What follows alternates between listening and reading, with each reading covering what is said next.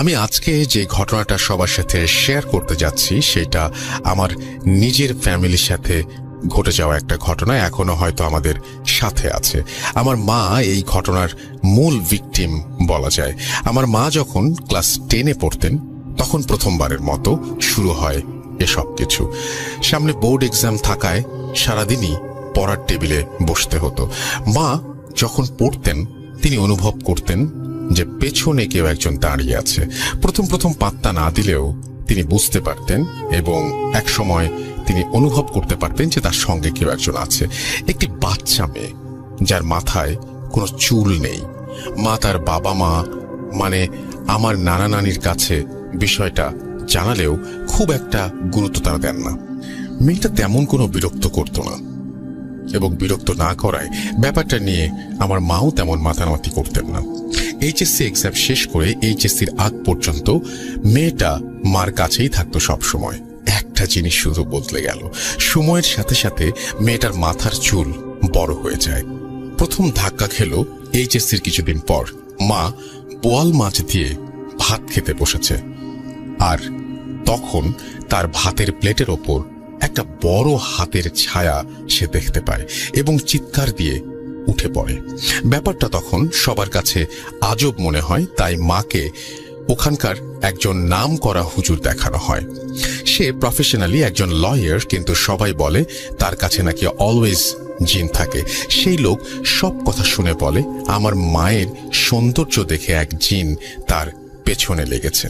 সেই জিন আর কিছুদিন গেলে মাকে নিয়ে যেত এবং ওকে সরানো এত সহজ না, কারণ অনেকদিন ধরেই সে আমার মায়ের সাথেই আছে।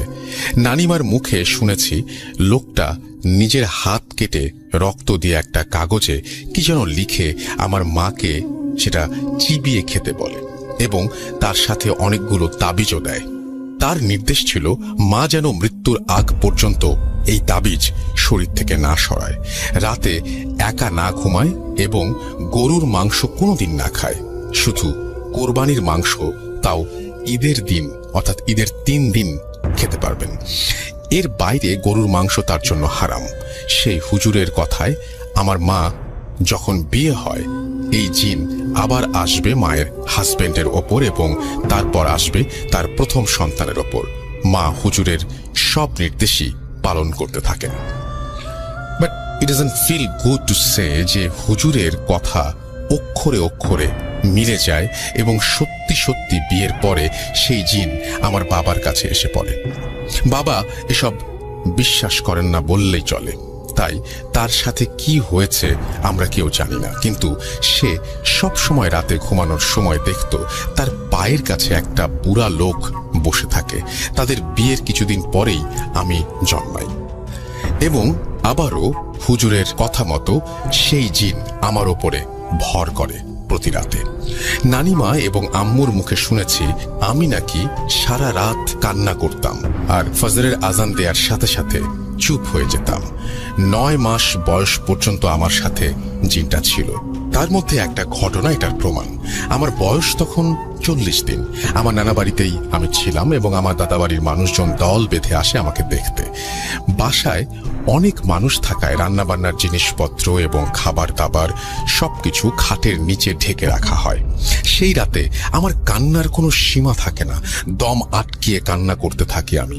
পরে নানিমা মাকে বলে ঘর পাল্টানোর কথা এবং এরপরে আমি শান্ত হই। পরের দিন দেখা গেল আমাকে নিয়ে যেই খাটের ওপরে আমার মা ছিলেন সেই খাটের নিচে রান্না করা গরুর মাংসের পাতিল ঢেকে রাখা হয়েছিল। তার জন্যই জিন আমার গায়ে ভর করতে পেরেছে, কিন্তু জিন আমার কাছে কখনোই ঠিক মতো আসতে পারেনি শুধুমাত্র আমার নানিমার কারণে। সে অনেক নামাজি একজন মানুষ ছিলেন এবং অনেক হুজুর পড়া পানি দোয়া দুরুদ পড়ে আমাকে সে রক্ষা করতে থাকে। সমস্যাটা হয় আমার ছোট বোনকে নিয়ে। আমার ছোট বোন আমার চেয়ে 2.5 বছরের ছোট। তার জন্মের আগ পর্যন্ত আমি এবং মা নানিমার কাছেই ছিলাম। ছোট বোন হওয়ার সময় ঢাকা চলে আসি। এগেইন আমি আমার বোনের নাম বলতে পারছি না, তুবা নাম দিয়ে এখন বোঝাচ্ছি। তুবা আমার ছোট বোন এবং তাকে জিন থেকে দূরে রাখার জন্য ঢাকায় কেউ ছিল না। এবং এতদিন পরে কেউ পাত্তাও দিত না বিষয়টি। হুজুর বলেছিল বড় মেয়ের ওপর জিন আসবে, ছোট মেয়েকে নিয়ে কোনো কিছু বলেনি। তাই আমরা সবাই ব্যাপারটা ভুলে যাওয়ার চেষ্টা করি, বাট উই ওয়ার রং। তোমার বয়স যখন 7, তখন থেকে সে সারা রাত কান্না করত আর চিৎকার করত। কেউ তার কাছে গেলেই সে ধাক্কা মেরে সরিয়ে দিত। যতই তাবিজ দেয়া হতো, 3 মাসের মধ্যে একটা একটা তাবিজ নাই হয়ে যেত। এরপর রূপার তাবিজ তাকে দেয়া হয়েছিল। অনেক দিন থেকে তাবিজের সেই সমস্যা আর হয় না। গরমের ছুটিতে নানা বাড়ি যাওয়ার পরে সেই তাবিজও নাই হয়ে যায় এবং 1 মাস পরে নানিমা দেখে সেই তাবিজ ছাদের টবের একটা গাছের মধ্যে ঝুলছে। আমাদের বোঝার বাকি থাকলো না আসলে সমস্যাটা কি। এরপর অনেক দিন কেটে যায়, তেমন কোনো সমস্যা আমরা দেখিনি। 2013 থেকে 2017 পর্যন্ত অল ওয়াজ ওকে। 2017তে প্রথমবারের মতো আমি নিজে সব দেখলাম। সেদিন রাতে 1:30 বাজে অন্ধকারে হঠাৎ ঘুমের মধ্যে আমার বোন মাথা অলমোস্ট মোর দ্যান 90 ডিগ্রি ঘুরে আমার দিকে তাকিয়ে আছে। অন্ধকারে ভুল দেখছি ভেবে এত পাত্তা দেয়নি। তার মাথায় হাত রাখি আমি আদর করব বলে। সঙ্গে সঙ্গে অনেক জোরে থাপ্পড় মারে আমার হাতে আমার বোন। খুব অবাক হলেও পাত্তা না দিয়ে আমি ঘুমোতে চলে যাই। একটু পরে দেখি তুবা চিৎকার করছে এবং তার পায়ের দিকে আঙুল দিয়ে পয়েন্ট করে কিছু একটা দেখাচ্ছে, বলছে আমাকে নিয়ে যাবে, ও আমাকে নিয়ে যাবে। আমার চিৎকারে বাবা মা চলে আসে এবং তুবাকে নিয়ে যায় তাদের ঘরে। পরের দিন শুনি সে স্বপ্নে দেখে যে একটা কালো অবয়ব তাকে বলছে সে তার মাথার চুল না কাটলে তাকে নিয়ে যাবে। ঘুম ভেঙে দেখে সেই অবয়ব তার পায়ের কাছে বসে আছে। বলে রাখা ভালো, আমার বোনের চুল সাধারণ মেয়েদের চুলের মতোই ছিল, কিন্তু সেই 7 বছর বয়সে তার চুল হঠাৎ করে পাল্টে যায়।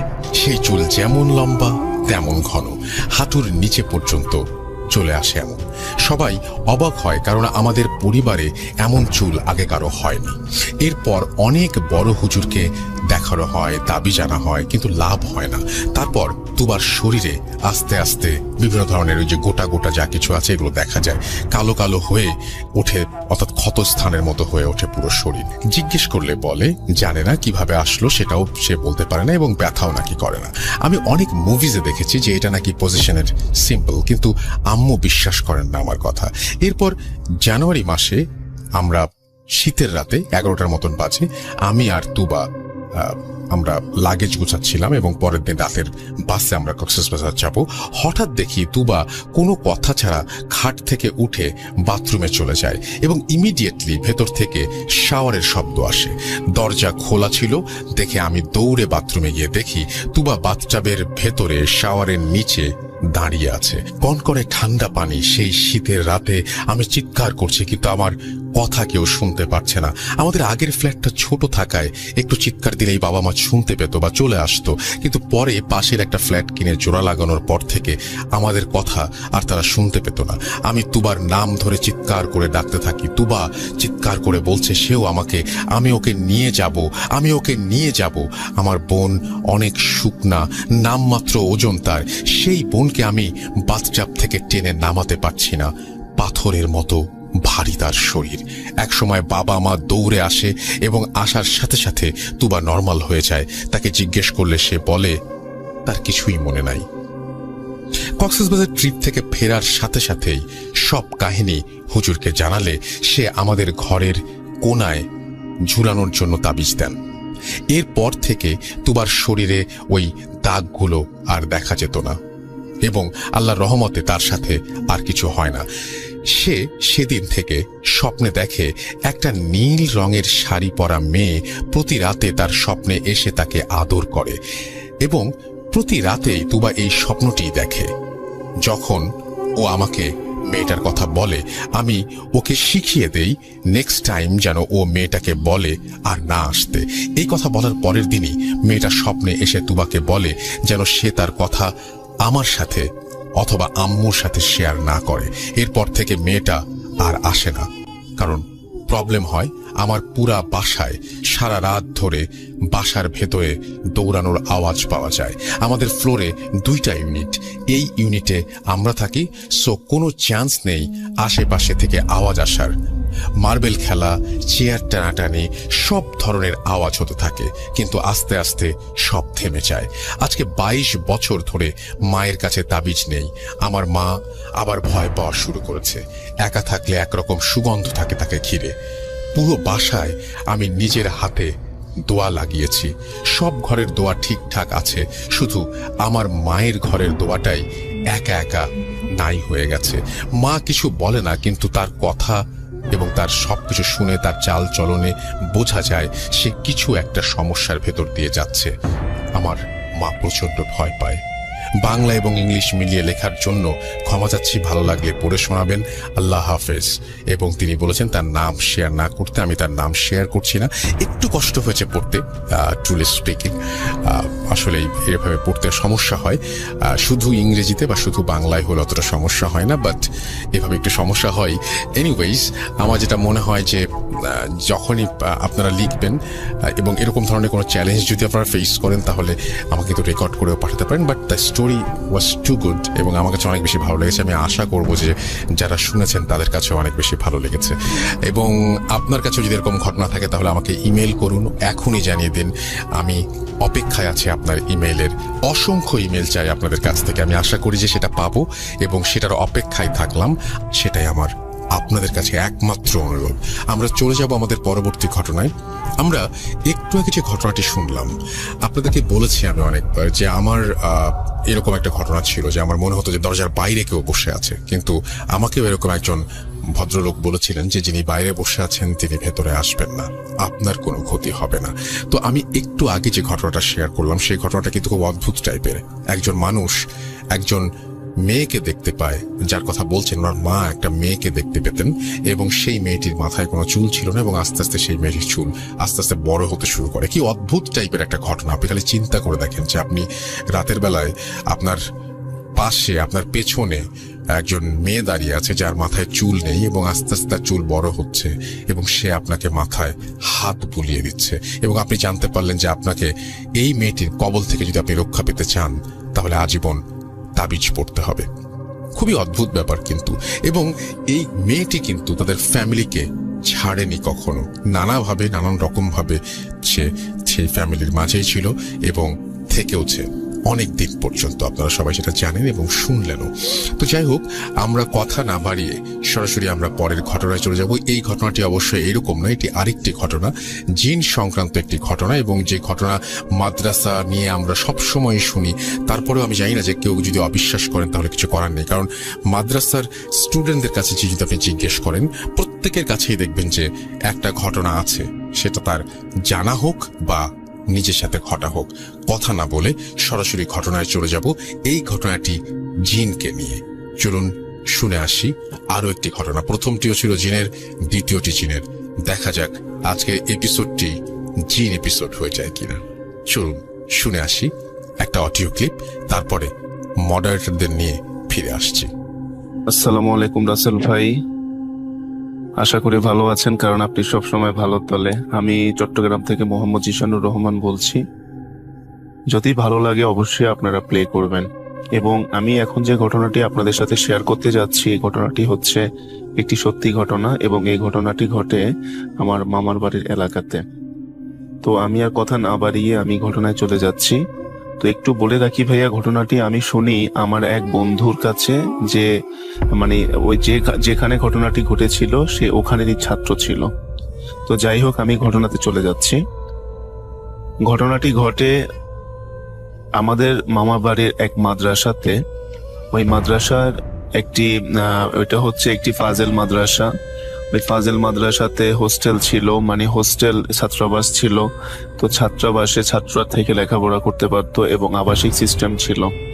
তো ওই মাদ্রাসার দাখিল শ্রেণীর যিনি মুহাদ্দিস বা যিনি হাদিস পড়াতেন তার নাম ছিল মুহাম্মদ, আমি নামটি আসলে একটু স্কিপ করতে চাচ্ছি, নামটি আমি বলতে চাচ্ছি না প্রসঙ্গত কারণে।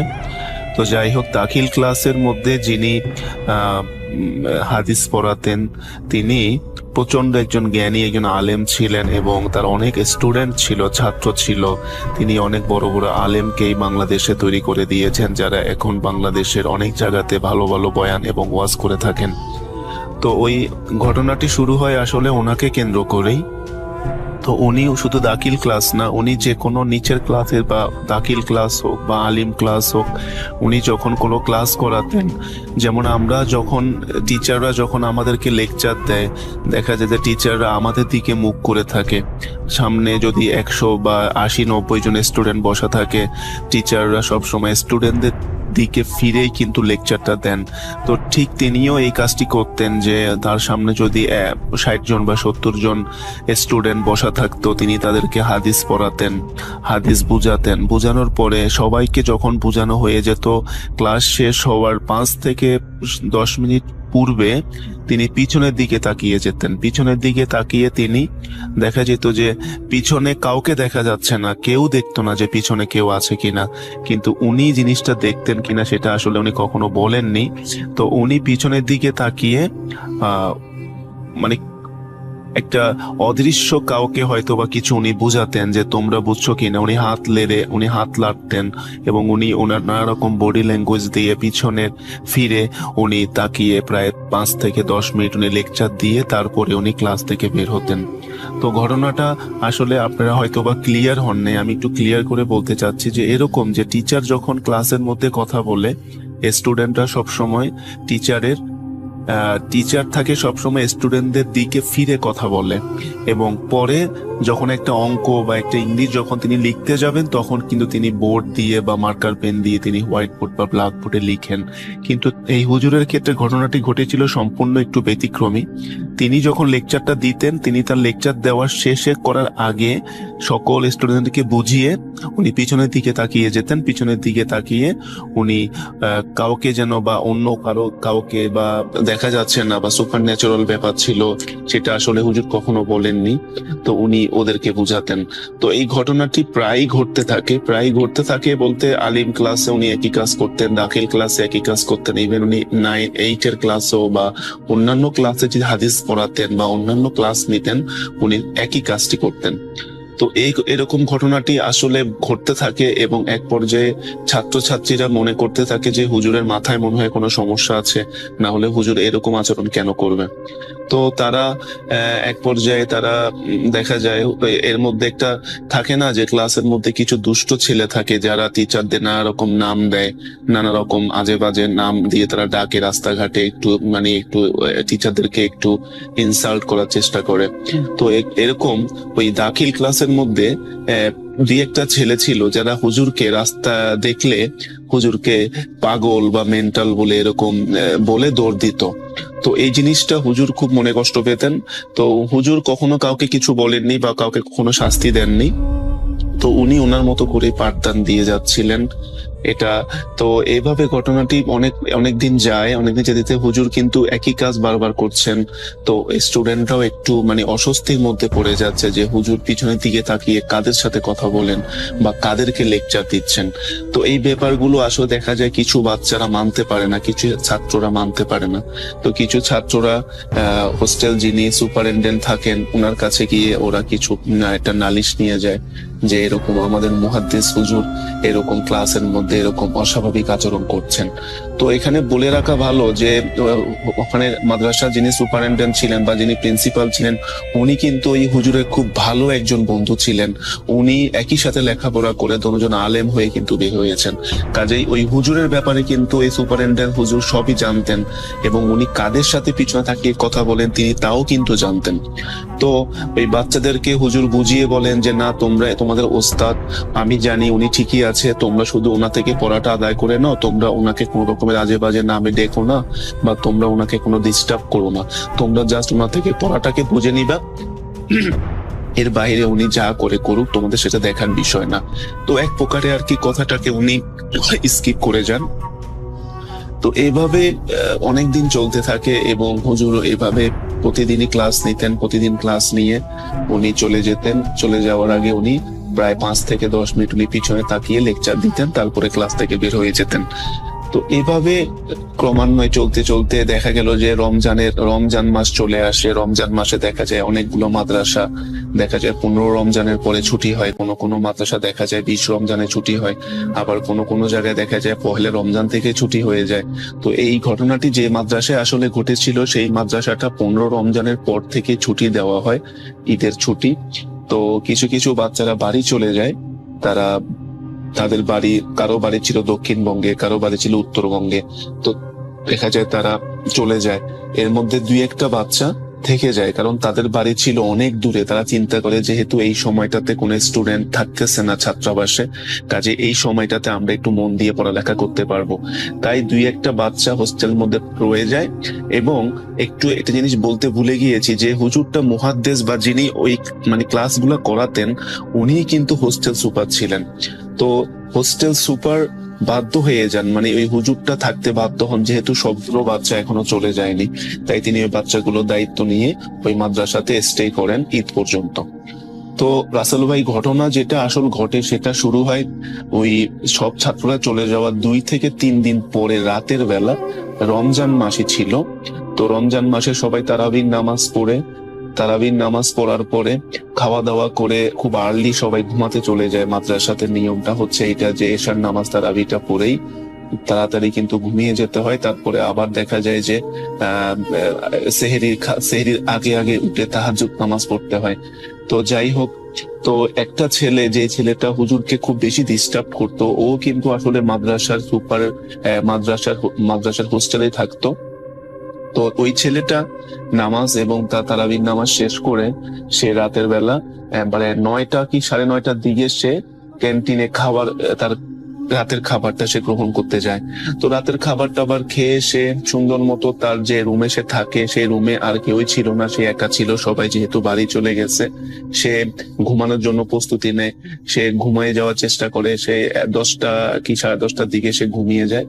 তো যেহেতু সেহরি খেতে উঠতে হবে, সে আগে আবার তাহাজ্জুদ পড়তে উঠতে হবে, তাই সে চিন্তা করে যে একটু ঘুমিয়ে নিই, 2-1 ঘন্টা ঘুমালে শরীরটা একটু ভালো থাকবে। তো যেই কথা সেই কাজ, ছেলেটা মশারি টাঙিয়ে সুন্দর মতো তার বেডটাকে গুছিয়ে সে শুয়ে যায়।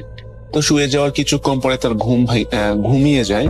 তো রাসেল ভাই, আসলে ঘুমিয়ে যাওয়ার কিছুক্ষণ পরের মধ্যেই দেখা যায় যে সে হয়তো বা ঘুমালো 10:30 কি 11:45টার মধ্যে। দেখা গেল যে তার ঘুমটা ভেঙে গেল 11:20 বা 25-এর মধ্যে। প্রচন্ড মশার কামড়, প্রচন্ড মশা তাকে কামড় দিচ্ছে, মানে পুরো মশা মনে হচ্ছে তার পুরো বেডটাকে ঘিরে ফেলেছে। সে প্রচন্ড মশার কামড়ে আর সহ্য করতে না পেরে সে ঘুম তার ভেঙে যায়। তো তখন সে বলে যে আমার তো স্পষ্ট মনে আছে যে আমি মশারি টাঙিয়ে ঘুমিয়েছিলাম, তাহলে আমার মশারিটা কোথায়? সে তখন মশারি খুঁজতে খুঁজতে থাকে এবং দেখে যে তার যে ফ্যানটা, সে ফ্যানটাও কিন্তু বন্ধ করা, কারণ সে কিন্তু ফ্যান চালিয়ে অন করেই কিন্তু ঘুমিয়েছিল। তো যাই হোক রাসেল ভাই, তারপরে সে মনে করে যে হয়তোবা মনের ভুল হতে পারে। তারপরে তখন সে মশারিটা খুঁজতে থাকে। মশারিটা দেখে সুন্দর করে ভাঁজ করে তার বালিশের নিচে রেখে দেওয়া হয়েছে। এবং সে মানে নিজেকে এটা বোঝায় যে হয়তোবা খুব ঘুম পেয়েছিল, ঘুমের ঘোরে আমি হয়তোবা মশারি টাঙাতে ভুলে গেছি। তারপরে সে আবার ফ্যান চালায় এবং মশারি টাঙিয়ে সে আবার ঘুমিয়ে যায়। তো রাসেল ভাই, ঘুমিয়ে যাওয়ার কিছুক্ষণ পরের মধ্যেই আবার দেখা যায় ঘন্টাখানেক মধ্যে তার ঘুম ভেঙে যায়। আবার তাকে প্রচন্ড মশা তাকে কামড়াতে থাকে এবং সে তখন হঠাৎ করে বিছনা থেকে লাফ দিয়ে উঠে এবং একটু ভয় পায় যে পরপর 2টি ঘটনা তার সঙ্গে ঘটছে। কারণ তার স্পষ্ট কিন্তু মনে আছে যে সে সেকেন্ড টাইম কিন্তু তার যখন ঘুমটা ভাঙে, ফার্স্ট টাইমে সে কিন্তু মশারি টাঙিয়েই ঘুমিয়েছিল। তাহলে মশারি কোথায় গেল? তো রাসেল ভাই, সে একটু ভয় পায়। ভয় পেয়ে সে দেখে যে মশারি নেই। তো সে তার বেড থেকে উঠে মশারিটা খোঁজার চেষ্টা করে, দেখে যে মশারি কোথাও নেই। তাই সে তার রুমে লাইটটা জ্বালানোর জন্য তার বেড থেকে কিন্তু লাইটটা হাত দিয়ে ধরা যেত বা পাওয়া যেত। সে তাই হাত দিয়ে তার বেড থেকে লাইটটাকে যখন ক্লিক করতে গেল সুইচে, দেখলো কি যে সেখানে কোনো লাইটের সুইচ নেই। তখন হঠাৎ সে বলল যে কি ব্যাপার, আমি তো সব সময় ঘুমাতে যাওয়ার আগে আমি শুয়ে থেকে আমি লাইটটা অন করি, তাহলে আমি কেন এখন লাইট অন করতে পারতেছি না? তখন সে ভাবে যে যাক হয়তো বা আমি নিচে নেমে দেখি যে ঘটনাটা কি। যখন সে নিচে নামতে যাবে রাসেল ভাই, সে ফিল করে যে সে যে পা দিচ্ছে তার পায়ের নিচে কিন্তু কোনো মাটি বা কোনো ফ্লোর নেই রাসেল ভাই।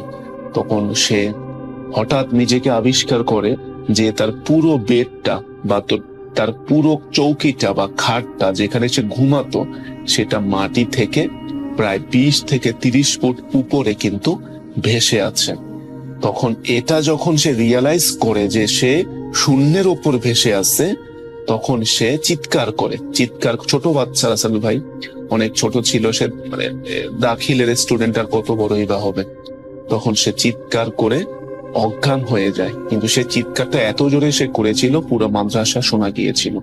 তখন পাশেই সুপার হুজুরের রুম ছিল, যিনি তাদেরকে হাদিস পড়াতেন, তিনি চিৎকারটা শুনতে পান এবং তিনি চিৎকারটা শুনে তিনি মাদ্রাসার দারোয়ান এবং আরো 2-1 ছাত্র ছিল সেখানে, তাদেরকে সহ তার রুমের কাছে গিয়ে দেখেন রুমটি লক করা। তো দারোয়ানকে বলে, দারোয়ান তুমি রুমটাকে ভেঙে ফেলো, তারপরে রুমটা খুলো। তখন দারোয়ান এক ধাক্কা দিয়ে রুমটা মানে ভেঙে ফেলার মতো করে রুমটাকে খুলে ফেলার পরে দারোয়ান সহ সবাই এবং ওই সুপার হুজুর দেখতে পেলেন যে ছেলেটা মাটিতে অজ্ঞান হয়ে পড়ে আছে এবং তার মুখ দিয়ে ফেনা উঠতেছে। প্রচন্ড ভয় সে পেয়ে তার শরীর কাঁপছে। তখন হুজুররা দোয়া কালাম পড়ে সূরা কালাম তেলাওয়াত যেটুকু ওনারা করে ফু দিয়ে একটু পানি খাইয়ে ছেলেটার সেন্স আনার চেষ্টা করে। তো প্রায় আধা ঘন্টা পর ছেলেটার একটু সেন্স আসার পরে ছেলেটাকে জিজ্ঞাসা করা হয় যে কি হয়েছে, তুমি কেন এত ভয় পাইলা? তখন ছেলেটা সবকিছু খুলে বলার পরে ওই যে হুজুরটা তাদেরকে মুহাদ্দিস ছিল, যিনি তাদের ক্লাসের মধ্যে অস্বাভাবিক আচরণ করতেন বলে সবাই তাকে ডিস্টার্ব করত, ওই হুজুরটাই কিন্তু মাদ্রাসার সুপার এবং তিনি ওখানে ছিলেন। তো উনি ঘটনাটা ছেলেটাকে বলার পরে বলেন, দেখো বাবা, আমি যখন তোমাদের ক্লাস করাই আমার পিছনে প্রায় 40 থেকে 50টা জিন এসে আমার ক্লাস করে, ওরা আমার ছাত্র। তো তোমরা ওদেরকে দেখো না, কিন্তু আমি দেখি ওরা আমার পিছনে বসে এবং তোমরা আমার সামনে বসো। কাজেই আমি যে সকল পড়াগুলো পড়াই ওরা সেই পড়াগুলো শিখে ওরা জ্ঞান অর্জন করছে, ওরা আলেম হচ্ছে, ওরা মুসলিম জিন। কাজেই তোমাদের পড়া শেষ করে আমি ওদেরকে পড়া বোঝানোর জন্য পিছনের দিকে ফিরে তাকাতাম, কিন্তু ব্যাপারটা তোমরা ভালোভাবে দেখোনি, তার জন্য তোমরা আমাকে রাস্তাঘাটে অনেক অপদস্থ করেছো, অনেক আজে বাজে নাম তোমরা ডেকে আমাকে অপমান করার চেষ্টা করেছো। আমি মনে কষ্ট পাইনি, কিন্তু আমার সেই জিন ছাত্রগুলো যেগুলো ওরা মনে কষ্ট পেয়েছে এবং মনে কষ্ট পেয়ে ওরা আজকে তোমাকে একটু ভয় দেখিয়েছে। তো এই ঘটনাটি যখন ছাত্রটাকে বলা হয়, ছাত্রটা প্রচন্ড ভয় পায় রাসেল ভাই, ভয় পাওয়ারই কথা। তো সে হুজুরের কাছে মাপ চাওয়ার পরে হুজুর তাকে মাফ করে দেন এবং সে আর ওই ছাত্রাবাসে থাকার কোনো সাহস তার হয় না। সে ঈদের ছুটি ছিল তাই সে তার মালসামানা নিয়ে পরদিনই সে তার বাড়ি রওনা হয়ে যায় রাসেল ভাই। তো রাসেল ভাই, এই হচ্ছে ঘটনা। তো আমার জানা এরকম অনেক মাদ্রাসা এবং অনেক শিক্ষা প্রতিষ্ঠানও কিন্তু রয়েছে, যে সকল কলেজ মাদ্রাসা বা বিশ্ববিদ্যালয়ও আছে আমার জানা মতো, আমি নাম বলতে চাচ্ছি না। পাকিস্তানেও আছে, বাংলাদেশেও আছে কিছু ভার্সিটি যেখানে জিন জাতিরা মানুষের রূপ ধরে লেখাপড়া করছে। এবং কুমিল্লার সৈয়দপুর যে মাদ্রাসাটা, সেই মাদ্রাসায় কিন্তু প্রায় 200 থেকে 250 জিন কিন্তু মানুষের রূপে লেখাপড়া করছে। তো হয়তো আমরা সেগুলো দেখি মানুষের মতো, কিন্তু তারা আসলে কিন্তু মানুষ নয়। তো রাসেল ভাই, এই ছিল ঘটনাটি একদম সত্যি। অবশ্যই আপনারা যদি ভালো লাগে আশা করি প্লে করবেন এবং দোয়া করবেন। আসসালামু আলাইকুম। আপনাদের সবাইকে আমন্ত্রণ জানাচ্ছি ভূত.com-এ। আশা করছি সবাই ভালো আছেন এবং ভালোর দলে আছেন। আমি রাসেল আছি আপনাদের সাথে এবং আজকে একটা স্পেশাল এপিসোড। আমাদের যারা মডারেটর আছেন তারা বাসা থেকে বের হয়েছেন এবং ভূত.com-এর এই স্টুডিওতে হাজির হয়েছেন, তাদের সেই ভালোবাসার জায়গা, এবং সেখানেই তারা তাদের ঘটনাগুলো শেয়ার করতে চান। আমার সাথে এই মুহূর্তে বসে আছেন যারা আপনার সাথে রেগুলার কথা বলেন। 3 জন আছেন, তাদের কাছ থেকে আমরা একে একে শুনবো এবং একজন এসেছেন তার মধ্যে আরিফ যশোর থেকে। তো আমরা সবার সাথেই কথা বলবো। আমার মনে হয় যে আজকের সময়টা আপনাদের ভালো কাটবে। যদি আপনাদের কোনো প্রশ্ন থাকে তাহলে আপনারা জানাতে পারেন ফেসবুকে, যদি আপনাদের কোনো ঘটনা থাকে তাহলে আমাদের ইমেইল করতে পারেন। আমাদের ইমেল অ্যাড্রেস হচ্ছে russell.booth.com@gmail.com, which is russell.booth.com@gmail.com। আমরা চলে যাব আমাদের পরের ঘটনায়। তো এখন আমাদের যে গেস্ট রয়েছেন তার নামটা আমরা একটু জানবো। আপনার নামটা প্লিজ একটু বলবেন। আসসালামু আলাইকুম লিসেনার, আমি আরিফুল ইসলাম, বুথ.com এর যশোর জেলার মডারেটর। আপনি যশোর জেলার মডারেটর এবং আপনি যশোর থেকে অনেক কষ্ট করে এসেছেন এবং আপনি অনেক রিস্ক নিয়ে এসেছেন বলবো, এবং আপনি চমৎকারভাবে একটা ঘটনা বলছিলেন বাইরে, যে ঘটনাটা আমরা শুনছিলাম। এই ঘটনাটি যদি একটু বলতেন আমাদেরকে। তো লিসেনার, ইতিমধ্যে হয়তো বুথ.com এ আমার পাঠানো সেই শ্মশানের ভিডিওটি অনেকেই দেখে থাকবেন। আমি আজকে যে ঘটনাটি শেয়ার করব আপনাদের সাথে, ঘটনাটি ঠিক ওই শ্মশানকে কেন্দ্র করে ঘটা। তো আপনাদের ইতিমধ্যে আমি সেই শ্মশানের ভয়াবহতা সম্পর্কে অনেকটাই পরিচিত করেছিলাম সেই ভিডিওতে। তো চলুন শুরু করা যাক সেই ঘটনাটি যার সাথে ঘটে তার নাম হচ্ছে দিলীপ। আসলে তার রিয়েল নাম সে আসলে বলতে চায় না, তো তার ধরে নেওয়া যায় একটা ছদ্মনাম দিলীপ। তো দিলীপ উনি হচ্ছে পেশায় একজন জেলে, উনি সনাতন ধর্মেরই একজন মানুষ। তো পরবর্তীতে আমি ওনার সাথে কথা বলি এবং কথা বলে ওনার থেকে আমি ঘটনাটি কালেক্ট করি। তো উনি যেভাবে আমাকে ঘটনাটি বলেছে আমি আপনাদেরকে ঠিক সেভাবেই বলার চেষ্টা করব ইনশাআল্লাহ। তো চলে যাই ঘটনায় প্লিজ। উনি যেভাবে বলেছে সেটা হচ্ছে যে উনি হচ্ছে পেশাগত কারণে উনি পেশায় জেলে, তো হচ্ছে জাল টানার কাজে ওনাকে বিভিন্ন জায়গায় যেতে হতো। ঘটনাটি যেই দিন ঘটে সেদিন হচ্ছে অমাবস্যা রাতের ঘটনা আসলে। তো উনি হচ্ছে তার আগের দিন একটি কাজ পায় যশোর জেলার কোনো একটি প্রজেক্টে, মাছের প্রজেক্টে জাল টানার। তো তার কাজটি হচ্ছে যে সেখানে গিয়ে সে জাল টানবে এবং মাছ ধরে মালিক পক্ষকে বুঝে দেবে, এবং মালিক পক্ষ সেই মাছগুলো খুলনায় রূপসাঘাটে বিক্রির উদ্দেশ্যে পাঠাবে রাতে। তো রীতিমতো উনি এবং ওনার সাথে যে কাজ করে কয়েকজন সহকর্মী পাশের গ্রাম রূপদিয়াতে থাকে। তো সেখান থেকে তারা ডিসিশন নেয় যে পরবর্তী দিন দুপুর 12টা নাগাদ সেই প্রজেক্টে যাবে জাল টানতে। তো ঘটনাটি হচ্ছে যে তারা যে টাইমে যাবে তাদের গ্রামের ওখান থেকে যে স্পটটি আসলে যেখানে সে কাজ করতে যাবে তার মোটামুটি ডিস্টেন্স হচ্ছে সাইকেল যোগে যেতে হয় 2 থেকে 3 ঘন্টা লাগে। 2 থেকে 3 ঘন্টা লাগে। আর সেই সময় আপনারা অনেকেই জানেন যে আজ থেকে প্রায় 10 বছর আগের ঘটনা এটি। তো আপনারা মোটামুটি হয়তো অনেকেই জানেন যে সেই সময় সাইকেলে ছিল একমাত্র নির্ভরযোগ্য যাতায়াতের মাধ্যম। তো সাইকেল নিয়ে তারা হচ্ছে ডিসিশন নেয় যে পরের দিন তারা সেই প্রজেক্টে জাল টানতে যাবে সাইকেল নিয়ে। তো যেই ভাবা সেই কাজ, তারা হচ্ছে তার সহকর্মীকে নিয়ে পরের দিন সেখানে তারা সেই স্থানের উদ্দেশ্যে রওনা দেয় আসলে কাজ করতে। তো তার সাথে সহকর্মীদের সাথে একটা আলোচনা করে যে তারা দুপুরের খাবারটা সেই স্থানে পৌঁছে খেয়ে নিবে এবং তাদের খাওয়া দাওয়া শেষে তারা হচ্ছে জাল টানার কাজটি করবে। তো যেতে যেতে তাদের মোটামুটি দুপুর গড়িয়ে যায়। তারা ওখানে গিয়ে খাওয়া দাওয়া করার পরে আপনার হচ্ছে মাছ ধরার যে কাজটি শুরু করে দেয়। তো কাজ শুরু করার পরে সব কাজ শেষ করতে করতে প্রায় হচ্ছে সন্ধ্যা হয়ে যায়। আর আমি যে ঘটনাটি আপনাদের সাথে শেয়ার করতেছি সেটা হচ্ছে যশোর জেলার সারাপল ইউনিয়নের কালাবাগায় অবস্থিত।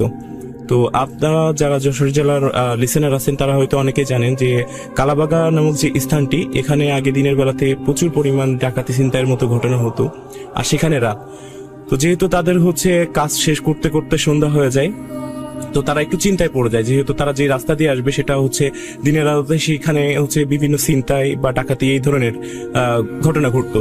তো তাদের কাছে জাল এবং কিছু জিনিসপত্র থাকে, সেগুলো নিয়ে তারা চিন্তিত। তো তারা দেরি না করেই সে এবং তার সহকর্মীরা তাদের বাসার উদ্দেশ্যে রওনা দেয় সন্ধ্যাবেলায়। তো দিতে দিতে মোটামুটি কিছুটা রাত হয়। তো তারা যেখান থেকে আসবে, আগে বলে রাখা ভালো সেটা হচ্ছে তার সাথে যে সহকর্মীগুলো আছে তাদের বাসা হচ্ছে পাশের গ্রাম রূপদিয়াতে, আর তার বাসাটি হচ্ছে ঘুটো গ্রামে। তো দুইজন তাদের হচ্ছে সহকর্মীরা যাবে হচ্ছে ডান দিকের রাস্তায় এবং তার বাকিটা গ্রামের রাস্তা তাকে একাই যেতে হবে সেই শ্মশানের সামনে দিয়ে। তো যেইভাবে সেই কাজ তারা হচ্ছে বাসার উদ্দেশ্যে রওনা দেয়। রওনা দেওয়ার পরে তারা যখন আস্তে আস্তে তাদের যে নির্ধারিত স্থান সেই রাস্তার মোড়ে চলে আসে, সেখান থেকে তাদেরকে আলাদা যেতে হবে। তাদের সহকর্মীরা হচ্ছে ডান দিকের রাস্তায় যাবে এবং যে দিলীপ উনি যাবে হচ্ছে বাম দিকের রাস্তায়। তো তার সহকর্মীদের টাকা পয়সা বুঝিয়ে দিতে দিতে মোটামুটি রাত আনুমানিক 10টা হয়ে যায়। তো তখনকার সময় 10টা মানে গ্রাম সাইডে অনেক ব্যাপার, অনেক রাত। তো তার কাছে সাইকেল এবং একটা ছোট টর্চ লাইট ছিল, যেটার আলো মোটামুটি হচ্ছে চার্জ শেষ হয়ে যায় আস্তে আস্তে। তো সে আসলে ওখান থেকে তার সহকর্মীদেরকে বিদায় দিয়ে তাদের হচ্ছে গ্রামের রাস্তায় ঢোকে। গ্রামের রাস্তা দিয়ে যখন আসতেছে তখন অমাবস্যা রাত, মোটামুটি আকাশে চাঁদ ছিল, তার আসার রাস্তাটা মোটামুটি স্পষ্টই দেখা যাচ্ছিল, যার কারণে সে বাড়ির উদ্দেশ্যে রওনা দেয়। তো সে আস্তে আস্তে ভাবলো যে তার পকেটে থাকা একটা সিগারেট জ্বালাবে।